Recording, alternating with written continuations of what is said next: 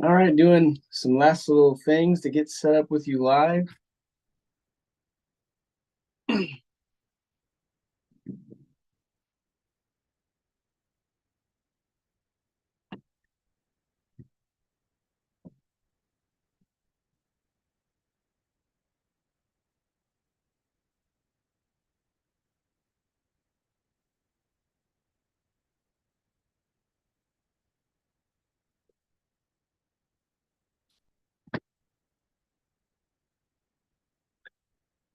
All right, welcome back to Increase. I'm Blake Anderson.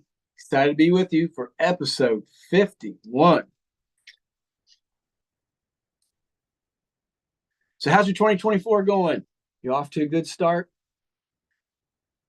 If you are been watching us for a while, we've been at this Increase game for a little over a year now, and there we go. I have made a couple adjustments.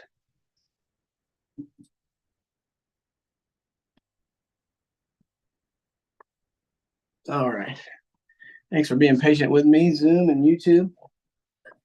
Trying some new camera setups. We'll see how it goes today. So we'll start over here. Welcome back to Increase. I'm Blake Anderson. Excited to be with you here for episode 51. Today we're going to talk about how you can walk through the door to more in 2024. You have goals for 2024, hoping that'll be better this year than it was last year. I know I do. If you didn't catch us last week, first episode right out the gate last week, we talked about how to have more in 2024, and it's not your normal goal setting spiel, though we've got plenty on this channel about goal setting, and I wholeheartedly believe in goal setting, have a method that I use to set goals. But last week was really about how to have more, how to position yourself for more, how to be ready when opportunity comes. Watch that last week's episode. So this week, how to walk through the door for more in 2024. If you're watching us live, then we're living through some interesting economy. Depending on the industry and the sector you're in, things might be down, things might be up. I'm in the real estate and development world, and interest rates have changed our game. And I know folks that we're commiserating at association meetings about how we hate being so vulnerable to interest rates and how it's not helping the economy. And we talk when the Fed report comes out, are they raising? Are they lowering? What are they going to do? But if you're going to walk through the door to more, we've got to take our attention off Jerome Powell, off the Fed, and off the interest rates. And we've got to get ourselves ready for more and start to take things into our own hands. And that's today. I want to really talk to you how to position yourself to follow up from last week, going into a little bit more about how you position yourself to step into more. Because I don't believe that you have to be vulnerable to the economy. I believe there's no economy too good to help a bad business, and there's no economy too bad for a great business. The same goes for you. If you're an employee in corporate America, you have a 9-to-5 job working in another corporation there. If you're the best in your company, then the layoffs will go right past you. But even when they're hiring, if you're not good, then they'll be looking to replace you. And that's kind of the positioning that I want to get into today. So let's jump right in. First, you have to understand that the door to more, if you've been with me long enough, that door to more is gratitude. First key to prosper is thanks. We open the door for more when we are grateful for what we have. We're grateful for what we've been through, because you have to understand that you can't pursue more while you're complaining about less. The old adage in the success community goes that what you give your attention to grows. And I firmly believe that. So if you give your attention to the less that you have, to the lack that you don't like, to the opportunities that you don't like, what would you expect to grow? Versus when you are pursuing the more, when you're pursuing better things, when you've got your attention on becoming better so that you can have better, who should expect to increase? I don't think there's any amount of complaining, no matter how large your megaphone, that you can do that will improve your circumstance. Your circumstance will be improved when you start improving it, when you let go of the things you don't want to pursue the things that you do want. And the way this works in our physical body, lots of studies have been done about the mind over the last decade, and we're blessed to live in a time in history where we know these things, is that you have in your mind what's called the reticular activating system. And this is the part of your mind, your brain, that is looking for things and trying to find new things. And so what you give your attention to, especially when you engage emotion, you are programming your reticular activating system to find more of it. So when you get upset and start to complain about the circumstance that you don't like, about interest rates being too high, about sales being down, little do you know, you are programming your subconscious mind to go find a whole lot more things to complain about. But when you decide that you're going to be grateful for what you have, even if it's something that you don't want, you're experiencing the emotion of gratitude. Guess what you're doing? You're programming your reticular activating system to go find me more things to be grateful for. Yes, I'm talking to you, the person that has a job that you hate. I'm talking to you, the person that has a boss that you can't stand. I'm talking to you, the person that hasn't made a sale recently. I'm talking to you, the person who lost the deal because of interest rates. You see, you're probably thinking, well, there's not much to be grateful for. How can I be grateful for 8% interest rates? How can I be grateful for this boss that doesn't appreciate me? And if I decide to be grateful for a boss that appreciates me, I don't want more of that boss not appreciating me. No, you're missing it. See, you're programming yourself to find things that make you feel a certain way. And so if I get wrapped up in the feeling of complaint and anger and angst, then my reticular activating system is going to look for things that make me mad. And haven't you experienced that? You get frustrated over here. Next situation, there's things to be frustrated about. And then you just can't see. You go from one problem to the next, just continuing to get more and more frustrated. How does that benefit you? What we've got to do is we've got to program our reticular activating system for the things that we want. I don't know about you, but I want to be happy. I want to be excited. I want to feel inspiration. I want to have joy. And so even when I'm in a situation I don't like, when maybe my income's come down a little bit, or the car broke down, or a bill went up, I've got to find things to be grateful for, because I've got to program this powerful subconscious mind of mine to go find more things to be grateful for. And isn't that how it works? Doesn't it seem the days that you're happy, everything just seems to go right? It's like the parking space at the front's always open, the light's always green. It seems like there's always someone welcoming you where you go. See, you are programming the future that you're stepping into. Whether you're creating it through the law of attraction or your faith, or you're just showing your mind what to look for and your mind goes seeking it out to find it. Either way, that's how it works. You're going to create your future through what you program your reticular activating system, what you expect to see. So here's my question. What do you want? What do you want in 2024? You want to just survive? Do you want it to be worse than 2023? Do you want to increase? Do you want exciting new opportunities? Do you want a surprise? Do you want new relationships? Do you want more money? What do you want in 2024? The door to the more that you want is gratitude. It's gratitude. Yes, it's gratitude for the life that doesn't look like what you're hoping it will look like in the end. Yes, it's gratitude for the life that saw you through really tough journeys and loss and hardship. It's gratitude.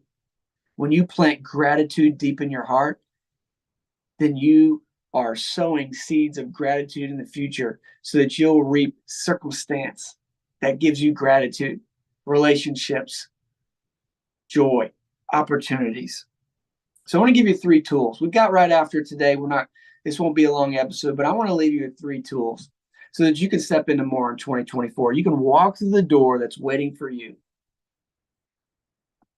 You know, I often describe this door to more. Yes, it's the door of gratitude, but the door to more is like the automatic door at the grocery store. You ever gone to the grocery store? If you had never been to the grocery store and seen an automatic door, let's say you had time traveled from 1804 to 2024, and you went to a grocery store and you could read a sign that said Wegmans grocery store. But if you looked on the outside and saw that the door was closed, you might think, well, they're not open, so I'm going to just sit here and wait for the door to open. But that's not how an automatic door works, right? How's the automatic door work? You've got to walk towards it, and when you get close enough, it opens. That's the same as the doors to more for you. You've got to walk towards what you want, and when you get close enough to it, it will open. And we walk towards what we want by pursuing it, by being grateful for what we think it's going to bring to us. We don't get close to enough to the door for it to open, sitting in our truck complaining that the door's closed. That's what some of you are doing right now. Your circumstances aren't good. And I know people who are in some bad circumstances. And I'm not saying that you should call something that's evil good. But I'm saying you're not going to change it. You're not going to improve it, complaining about it. Your life will begin to change as you change it. And you first change it through gratitude. So here's your 3 tools. First, you've got to program gratitude as your attitude. Gratitude's got to be your attitude. And the first way to do it is you got to start your day that way. Start every day with gratitude. There's a couple things there's a couple programs, a couple books that people have written that I'll recommend. One's the Miracle Morning. Get the Miracle Morning book, describes the perfect morning routine.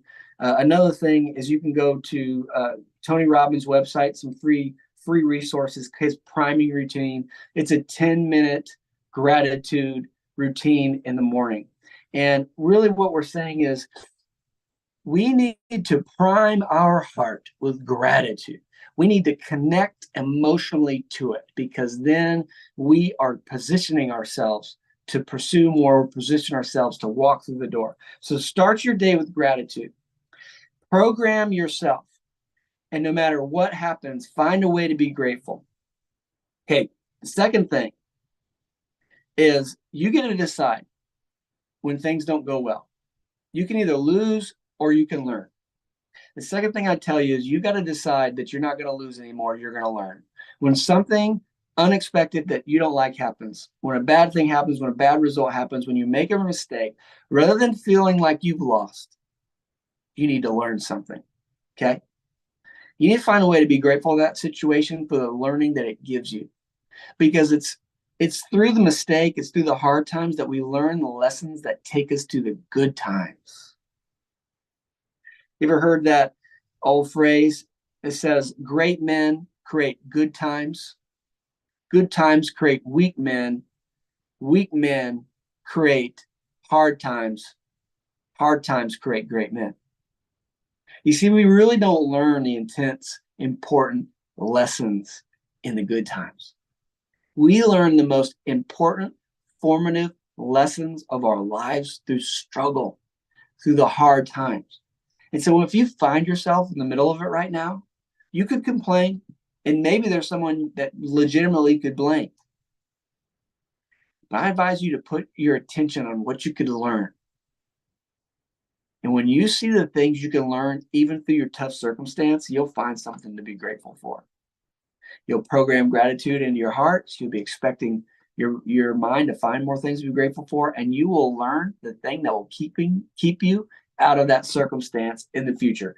So the first thing is you want to start with gratitude. Second thing is you got to decide to learn rather than lose. And then finally, my advice to you is you need to enjoy the ride. You need to enjoy the ride. I tell a personal story. I got in a funk and frustration last year at the end of the year. And I'm someone that knows better. But I got frustrated. I had some goals that I was pursuing. And sometimes you can pursue a goal the wrong way. It's the way to pursue a goal is to be grateful for the journey, to be grateful for what you're learning, to be grateful when you get it, to be excited about what it could do for your family. But you can pursue a goal and you start focusing on the fact that you don't have it and start getting frustrated. And I got to that point where I was just frustrated. It felt like my goals were way too far in the future and I wasn't getting close enough to them. And I ended up focusing my attention on the lack of the goal rather than the excitement of getting to the goal. And I wasn't getting any closer. And it seemed that the more I did it, the further away it got. And I'll just be completely transparent. In the moment of misbehavior and strife and anger and bitterness and frustration, I just threw my hands up and I gave up and I repented. And I fell on my face before God and I said, Lord Jesus, forgive me. I've totally missed all the good things that you've been up to in my life. I've turned this goal into an idol and forgotten about all the wonderful blessings I have right now, even while I'm waiting on this goal. The most amazing thing happens. If you've ever fallen on your face before the Lord Jesus, you know that it's a humbling thing. But he is so gracious to take your issue and say, thank you. Let me dispose of that for you. And you walk out of that moment free and happy and light, and you realize you're blessed. Even while you haven't received all your blessings and you haven't achieved your goals, you realize even right now I'm blessed. And that's what I realized. That it's really not the goal that I'm after. I'm after the way I think the goal will make me feel. It's really not the new house that I want. It's the way I want my family to express ourselves in a new place through a new house. It's really not the vacation to the Caribbean that I want. It's the way I think that experience with my family will feel. I'm after a feeling of joy and fulfillment. And you know what? I can experience those right now. I get to choose. I can be happy right now, and I am. I can be blessed right now, and I am. Even on my way to those goals. And that's my advice to you. I found myself reading Ecclesiastes for the first time in a long time, and for many years is a book that I didn't like, I didn't want to understand, and I just kept putting off. I'd prefer Proverbs over Ecclesiastes. And if you've never read Ecclesiastes, it's a book written by King Solomon. And in the book, he basically says all of our struggle and our goals and our striving for better things is all meaningless. And I hated that because I love the passages in the Bible that say, delight in the Lord, he'll give you the desires of your heart, and he won't withhold any good thing. And I finally was ready to hear what he was saying. You see, if there's any book about success that probably we should all read, it's Ecclesiastes. And if for no other reason, then King Solomon was maybe the most successful person from worldly stuff standpoint that's ever walked the planet. The richest man that we know of ever, the wisest man we know of ever. And this is a guy that at the end of his life had basically experienced everything that riches, fame, and fortune could give you. And he came to this conclusion that the joy wasn't in the stuff. The joy wasn't in the fame or the recognition. The joy was in the right now moment. And he says, the best thing for a man to do is to eat, drink, and be merry and to find joy in his labor. He said, you're not going to find the joy from the stuff you get from your labor. You really find the joy in the labor itself. And that's what I realized. It didn't change my goals. It changed the way I pursue my goals. And how's that linked to getting more in 2024? Well, you see what that does is it connects me to humility and to gratitude. And I don't put the wrong kind of pressure on the goals, on the more that I want. Instead, I find joy where I'm at. And my heart is programming myself to look for more, to expect more, to open the door to more. And I can relax and allow the good things to come to me. So I hope so much for you in 2024. I hope that 2024 blows the doors off of 2023. And I really do believe that there are doors for more waiting for all of us. If we can just walk towards them, have our heart in the right place, and open them to receive all that the next things in your life has for you. So I hope you'll take this lesson to heart. I hope you use these tools to start your day with gratitude, to decide that you're going to learn rather than lose, and that you are going to enjoy the ride. Thanks for joining me this week on Increase. God bless you. All right, YouTube, I'm going to cut the feed and invite you to join me over here on Zoom. If you're on Zoom, hold tight. I'm going to get some things set up here for us.